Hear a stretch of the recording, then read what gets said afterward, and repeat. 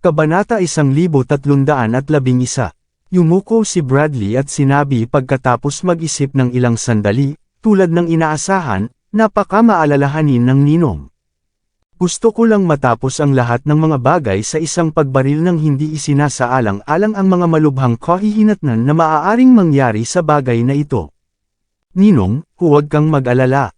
Ngayon na alam natin na ang chief instructor ay nasa Buckwood, tiyak na magpapatuloy ako ng may pag-iingat.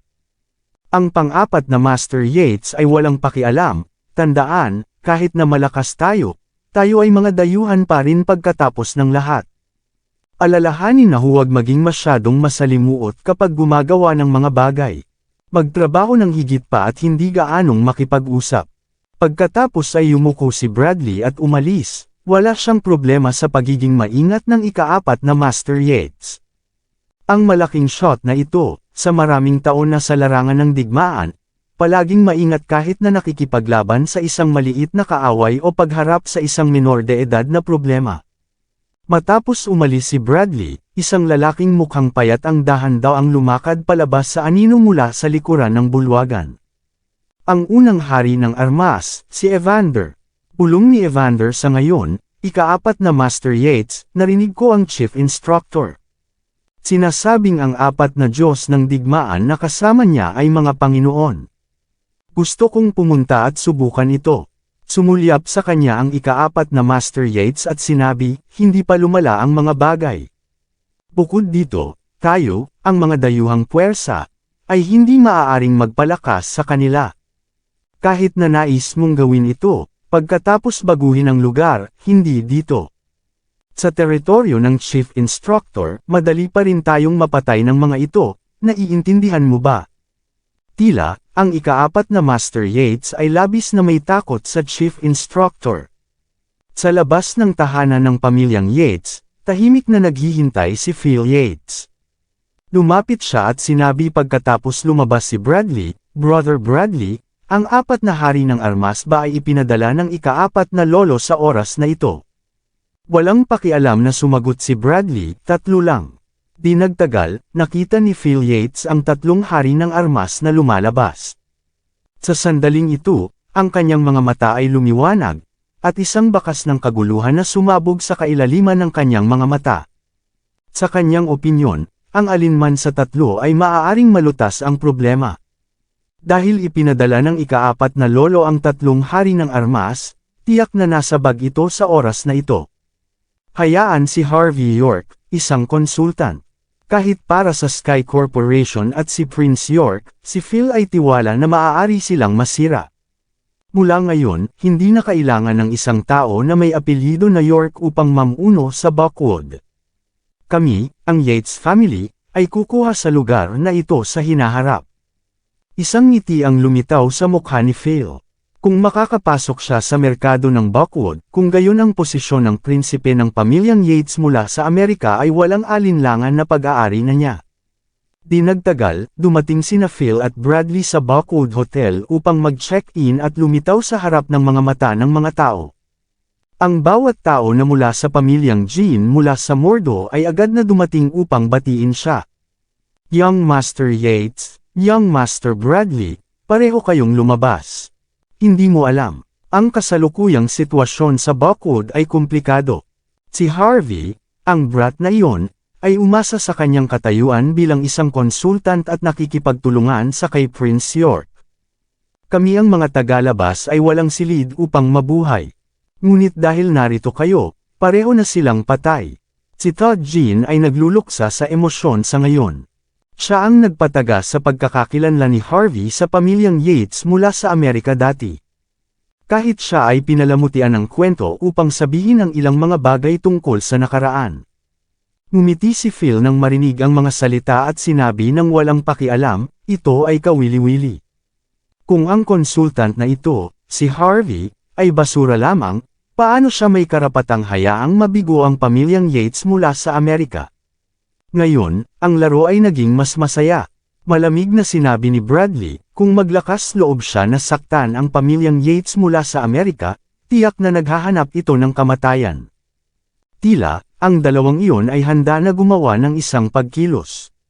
Mga Ginoo, nagtataka ako kung paano mo pinaplanong magpatuloy sa susunod.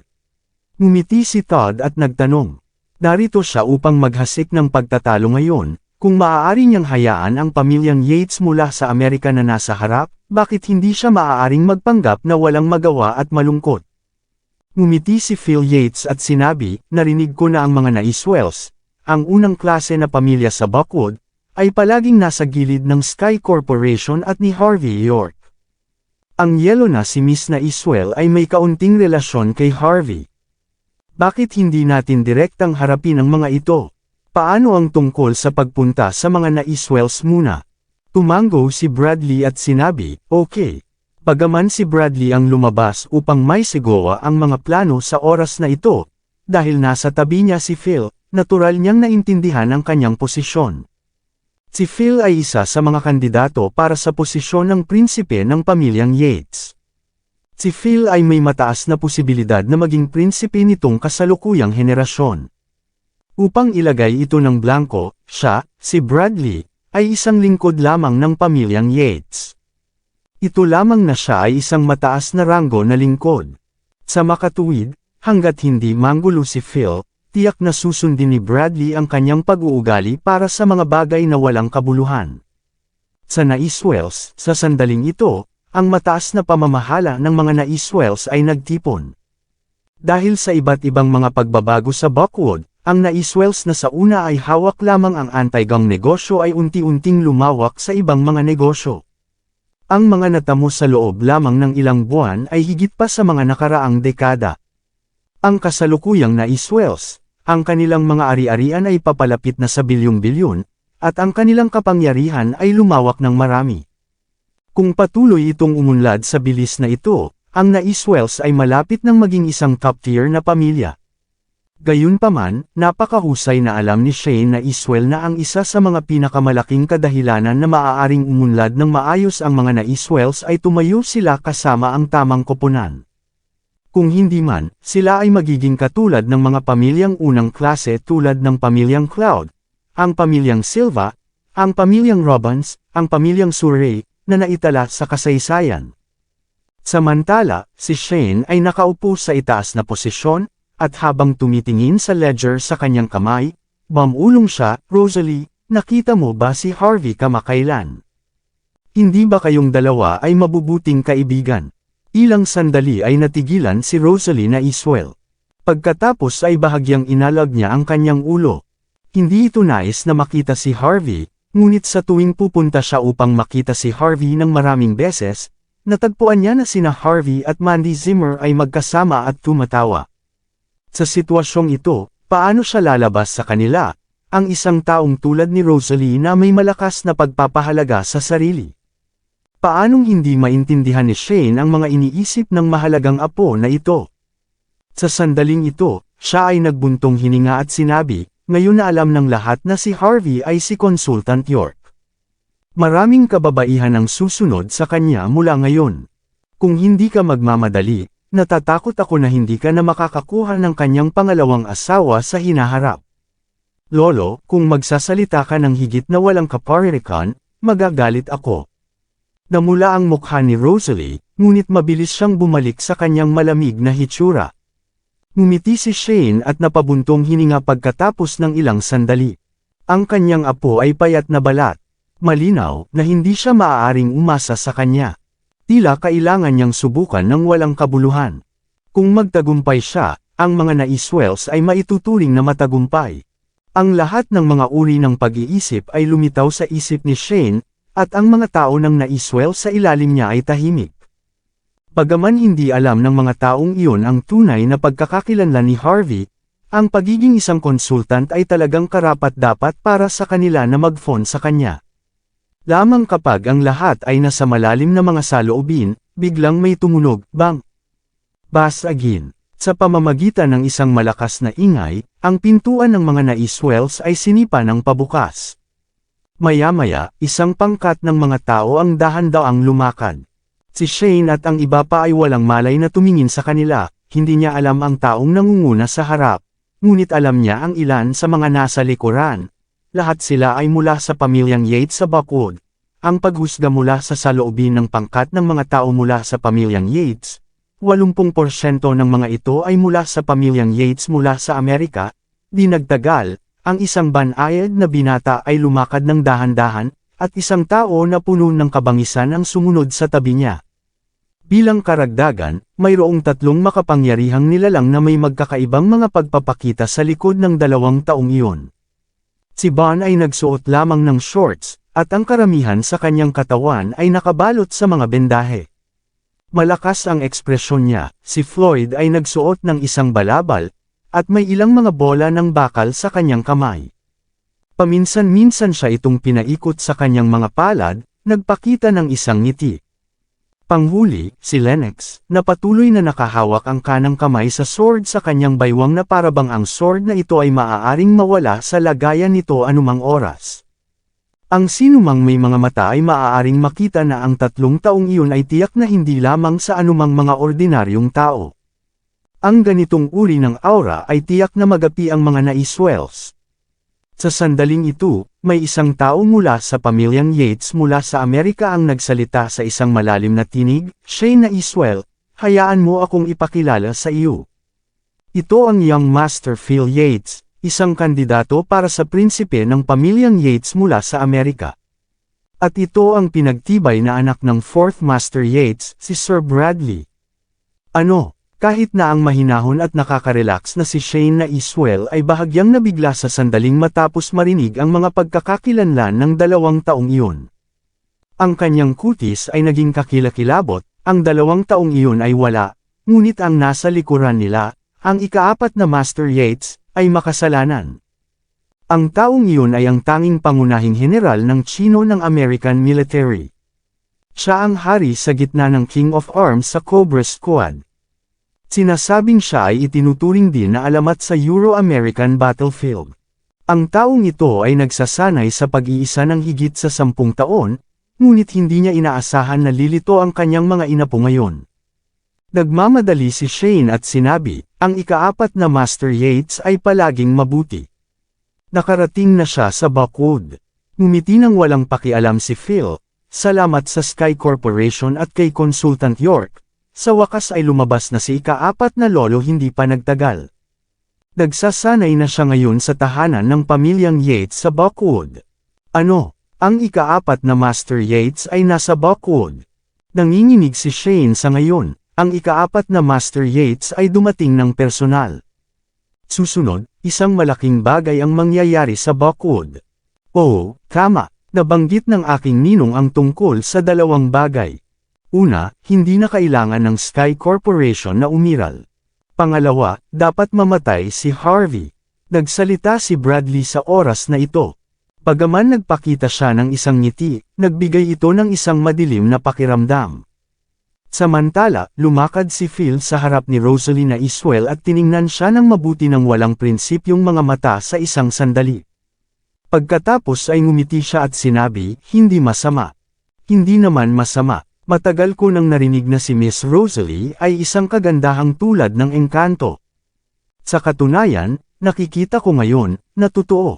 Bibigyan kita ng isang pagkakataon ngayon. Maging pangalawang asawa ko, tama.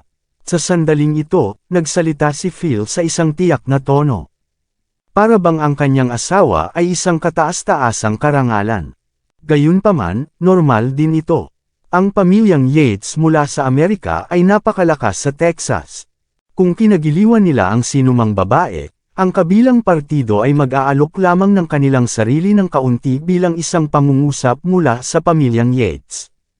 Kahit na ito ay anak na babae mula sa isang malaking pamilya o ginang mula sa malalaking negosyo, sa kanila, wala lang sila. Sa makatuwid, natural na ginawa ni Phil ang pareho pagdating niya sa Buckwood. Gayunpaman, nagbago ang mukha ni Rosalie nang marinig niya ang mga sinabi ni Phil. Ito ang unang pagkakataon na nakilala niya ang isang taong nang ahas na makipag-usap sa kanya ng ganito. Pagkatapos ay nakita niya ang kanyang pinsan na si Matt Naiswell, biglang tumayo bago siya makapagsalita at ngumisi, magmadali at humingi ng tawad. Sino ka sa palagay mo? Gaano ka katapang na magsabi ng mga bagay na iyon patungo sa mga Naiswells? Hindi mo ba alam na si Miss Rosalie ang tagapagmana ng Naiswells? Kung maglakas loob ka namang insulto sa kanya, natatakot ako na hindi mo alam kung paano ka mamamatay mamaya. Paano maiintindihan ng mga ordinaryong miyembro ng Naiswells kung ano talaga ang kinatawan ng pamilyang Yates mula sa Amerika? Alam lamang nila na malapit na ang mga Naiswells na maging isang top-tier na pamilya, at hindi sila natatakot sa kahit sino. Maraming salamat sa lahat ng sumusubaybay. Please subscribe and follow my YouTube and Facebook channel, Filipino Novel. Maraming salamat po. Nabigla si Shane Naiswell matapos marinig si Matt Naiswell ang kanyang mga salita. Nais niyang pigilan siya, ngunit huli na, paano malalaman ng mga bata kung ano ang kinakatawan ng pamilyang Yates mula sa Amerika? Bakit? Hindi ka ba kumbinsido? Maniwala ka man o hindi, isang hiling ko lang sa mga security guard na talunin ka. Sabi ni Matt na may isang pagngisi. Sampal. Samantala, humakbang si Bon at sinampal siya ng walang tiyaga. Marahas na nabaluktot ang ulo ni Matt, na pinilipit ang 360 degree sa isang kakaibang postura. Agad na lumuhad ang kanyang figure sa lupa, na may dugo na dumadaloy sa buong mukha niya. Patay na siya. Si Bon, ang pangalawang hari ng armas, ay sinampal lamang si Matt sa ulo at agad na namatay siya. Biglang naging patay na katahimikan sa gitna ng karamihan. Lahat ng tao sa Naiswells ay nagulat. Hindi nila inisip na may manggahas na lumapit sa mga Naiswells upang gumawa ng pagpatay. Sino ka? Gaano ka katapang pumatay sa aking anak?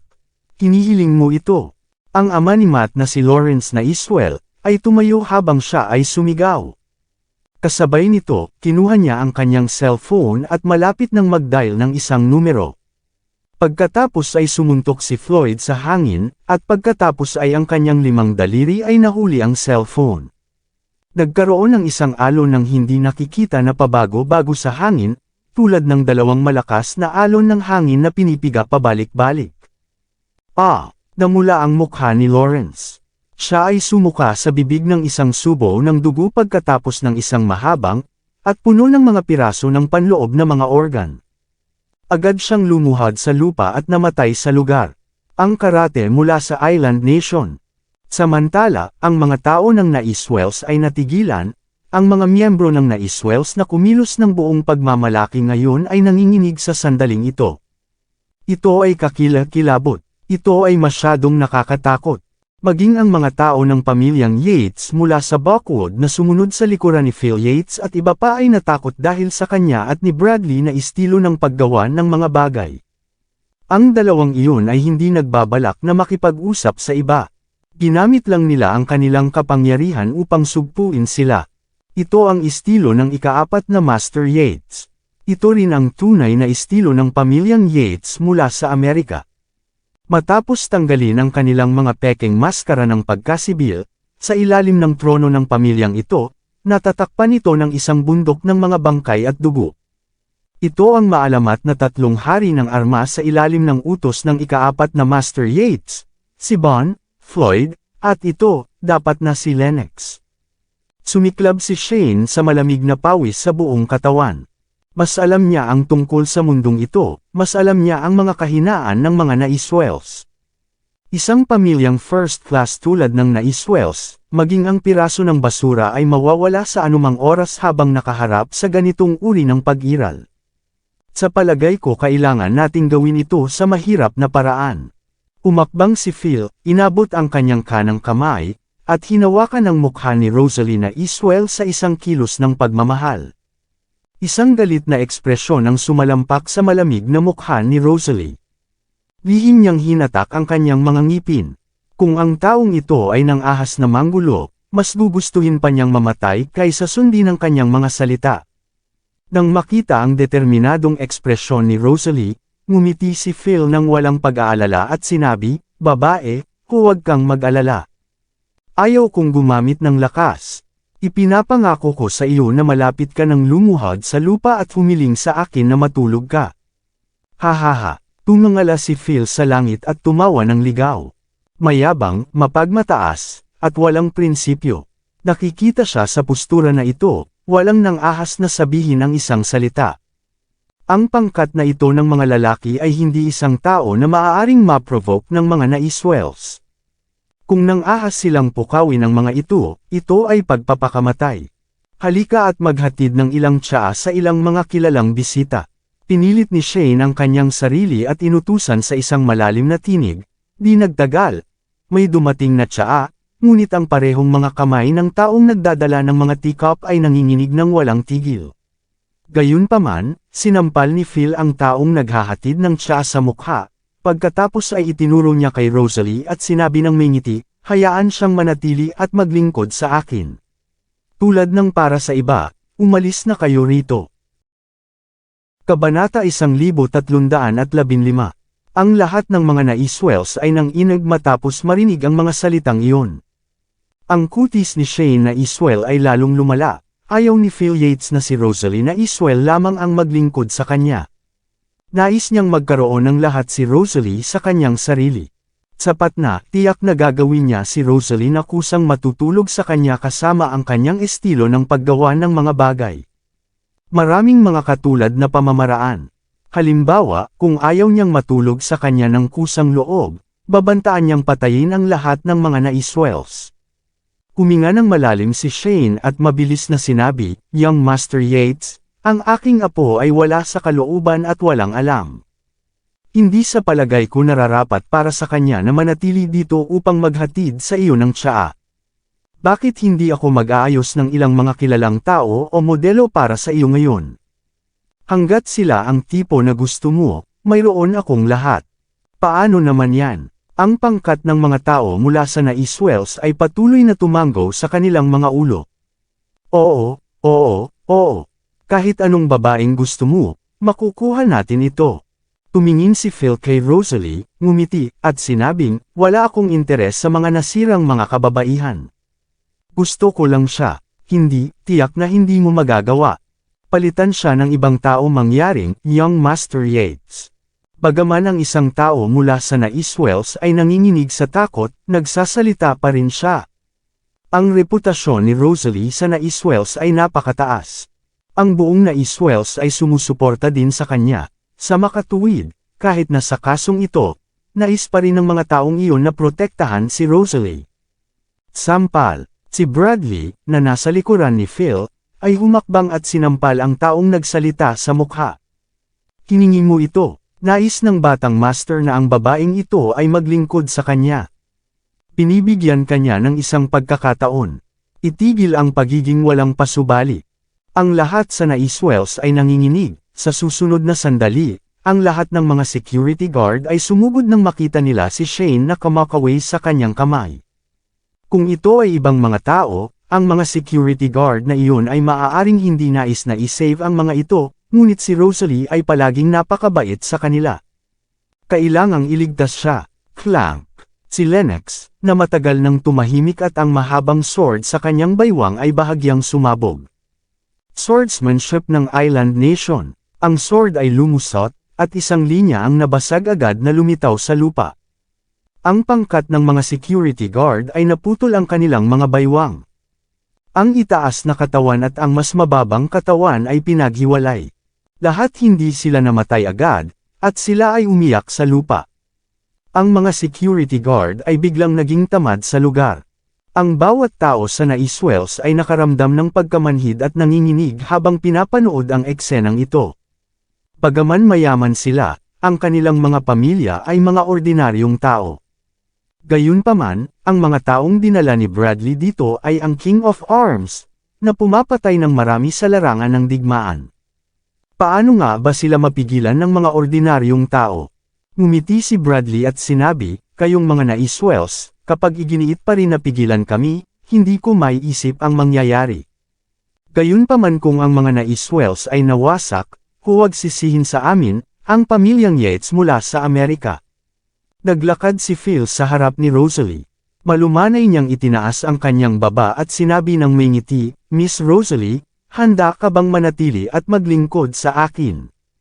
Mas mabuti kang mag-isip, sa tuwing tumanggi ka, mawawalan ng isang tao ang mga naiswells. Sa sitwasyong ito, maaari mo pa ring tanggihan ako ng 10 beses, at pagkatapos nito ang magiging wakas para sa mga naiswells. Nagpakita si Phil ng isang walang awa ng ngiti matapos niyang magsalita. Palagi niyang pinapayagan ang mga kababaihan na gawin ito ng kusang loob.